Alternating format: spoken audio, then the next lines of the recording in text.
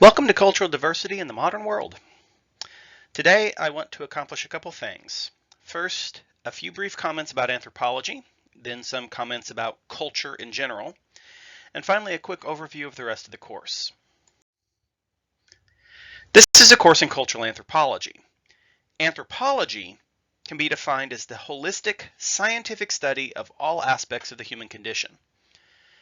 It is first and foremost the science, an objective, fact-based investigation of humans in all their aspects. It is the science of who we are.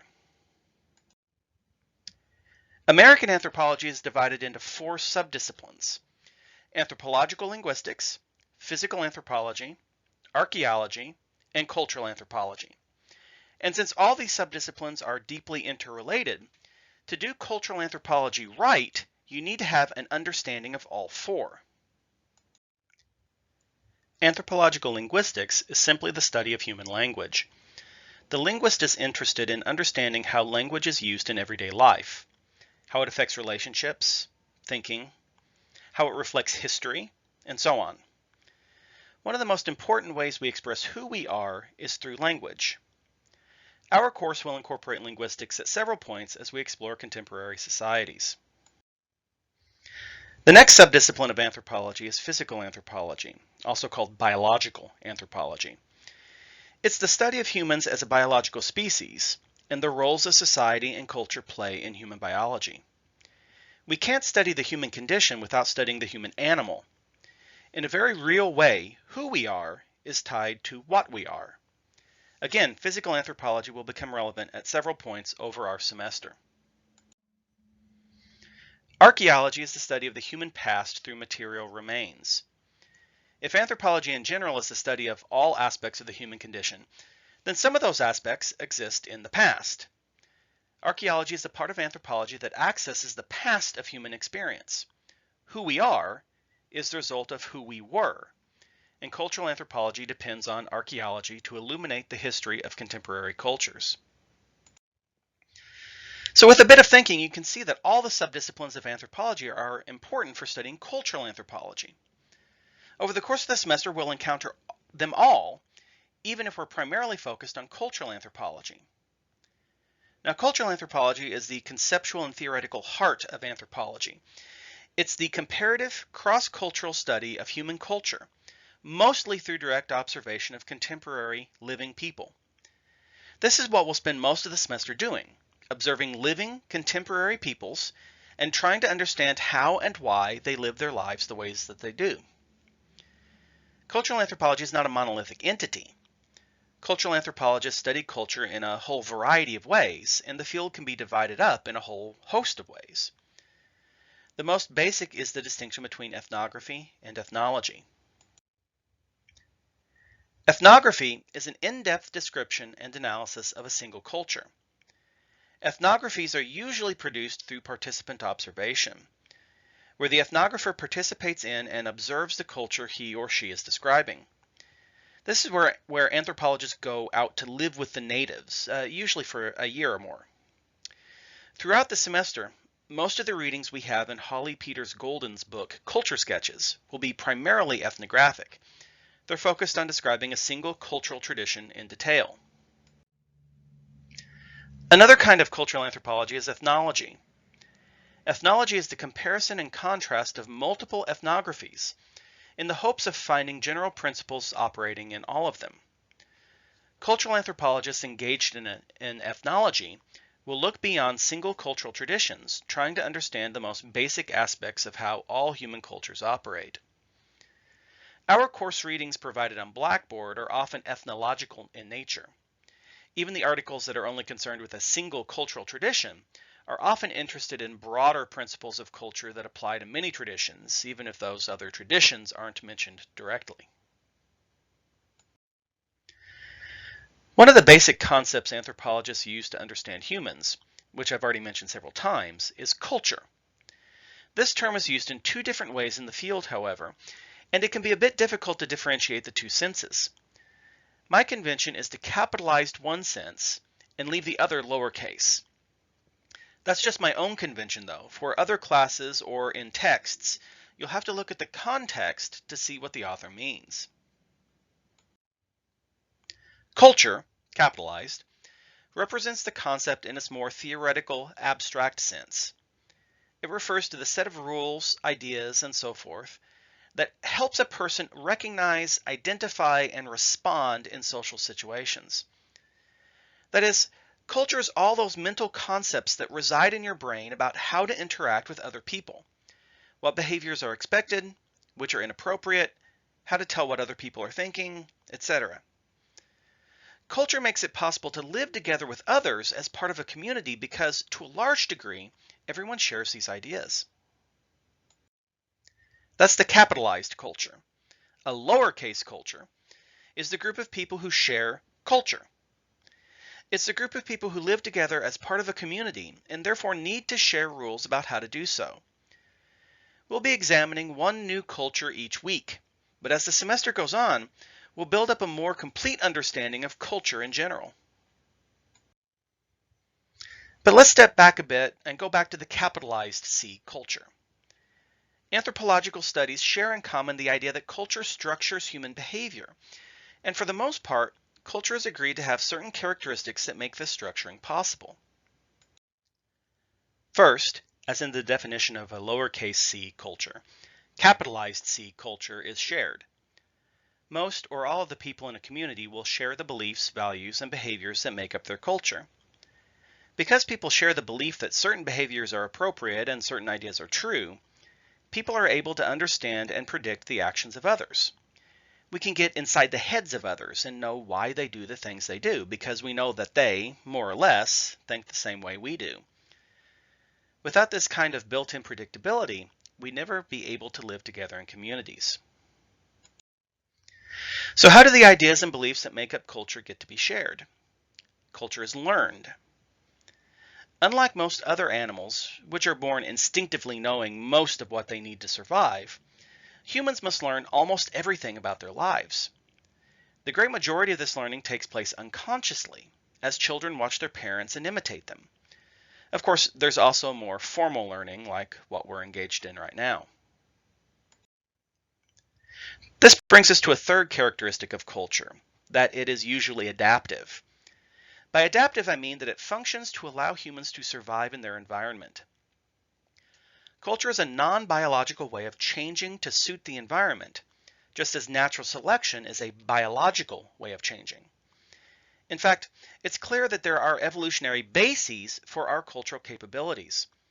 Our nearest living relatives, the great apes, share our cultural capabilities to a lesser degree. It seems that culture is something we have evolved to do, and that it adapts us to our environment in much the same way that physical evolution adapts all species. There are two consequences of the idea that culture is adaptive, that it's also integrated and constantly changing. Integrated means that the ideas and behaviors that constitute culture are not randomly combined, but all function together as a whole. A change in one part of the system will bring about a change in other parts of the system. That culture is changing is a result of the fact that the environment is always changing. A culture's environment is not just the physical features of the landscape, but also the social environment of other people. As the environment changes, people's ideas change in response to it. Some ideas, say what kind of clothing is hip, change much faster than others. Religion, for example. But some aspects of culture are always changing because the environment that they adapt to is also always changing. So, in studying cultural diversity in the modern world, what we'll be doing is looking at all the different ways that people have agreed, as a community, to structure their lives. What ideas do they share with one another? How do they come to learn those ideas? How do the ideas help them to survive in their environments? Not only are we concerned with the differences among different cultures, but also in the things that are constant. What are the fundamental components of human culture? What makes us who we are? To find answers to those questions, we'll have to have some framework to approach the task. The course is structured around the system used by many anthropologists to categorize different cultural traditions. This sorts cultures into categories and allows us to look for the similarities within and the differences between the different categories. This classification system was first proposed by Elman Service about 50 years ago. Service's system was first published in 1962 in a book called Primitive Social Organization. In Service's system, there are 4 categories based on the socio-political complexity: band, tribe, chiefdom, and state. Each category differs from the others in its socio-political complexity. Now, socio-political complexity can be measured by the number of social groups making up the society and the number of relationships among those groups. Bands have very few subsidiary groups with relatively simple relationships. States have very many groups with very complicated relationships. Our first unit will be devoted to studying bands, the simplest form of culture. Bands are, on the basis of archaeological evidence, the oldest form of human society. Bands are small, usually a single extended family tied to other extended families through intermarriage. All band societies are hunter-gatherers, but not all hunter-gatherers are bands. The most important aspect of band organization is that they're egalitarian. Leadership is an achieved status. Insofar as there are any leaders at all, they're headmen, usually the fathers or elders of the band or particularly successful hunters. They can negotiate with other members of the band and persuade others to let them choose where to go to hunt or which rituals to perform, but they can't enforce their own decisions. In bands, politics are based on consensus. In the next few weeks, we'll study the Jukutwasi people of southern Africa and the Tiwi of Australia. Both groups lived until very recently in band-organized communities, though most of them have since settled into modern Western-style lifestyles. Unit 2 will examine tribes, the next most complex form of culture. Tribes can be either hunter-gatherers or farmers, sedentary or nomadic, but they tend to be gardeners or herders more often than not, and like bands, they're egalitarian. Their populations are rather larger than bands, a few hundred to maybe 1,000 or 2,000. The politics of tribes are rather variable. In many ways, tribe is a catch-all term for egalitarian societies that aren't bands. Generally, political decisions are still based on consensus, but the methods for arriving at those agreements are more formalized, perhaps in the form of a community-wide council. When the tribal polity encompasses several villages, there may be more than one council, or inter-village decision-making may be more informal. Beginning in week 5, we'll study several tribal societies: the Nuer of South Sudan, the Trobriand Islanders of Melanesia, and the Yanomami of Venezuela. All 3 groups continue to live in their traditional tribal communities, though of course they're also increasingly part of the larger global community. Unit 3 is devoted to the study of chiefdoms. A chiefdom generally has anywhere from 1,000 to several tens of thousands of people. To feed that many people in a contiguous territory, chiefdoms almost have to be agriculturalists. There are examples of hunter-gatherer chiefdoms, though, most notably in the Pacific Northwest and in California. The biggest difference between chiefdoms and the simpler forms is that chiefdoms are no longer egalitarian. Chiefdoms are rank societies. Leadership is ascribed according to genealogy. Important social positions, most notably that of chief, are inherited. Chiefs are needed in chiefdoms because now that there are multiple thousands of people in the community, voluntary societies, marriage, and kinship are no longer up to the tasks of integrating everyone together into a single community. Chiefs are full-time political specialists, people whose only job is to run the local government and make sure that people can continue to live together in a single society. This includes managing public works projects like irrigation, contacts with other outside groups, and managing the economy of the society. The chief alone, or with the help of a relatively small number of aides, is enough to manage the task. Starting in week 9, we'll study chiefdoms from several parts of the world: the Azandi of South Sudan, the Baseri of Iran, and the Samoans of Polynesia.